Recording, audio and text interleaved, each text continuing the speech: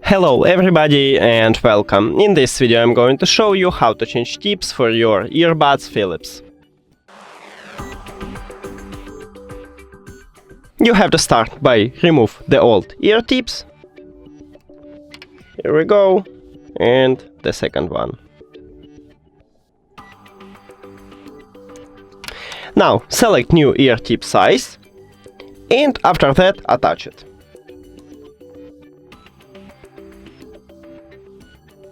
Here we go, and the second one.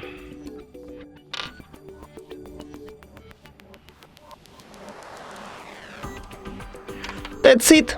Thank you for watching this video. If you found it helpful, please consider subscribing to the channel and leave the like on the video. See you later!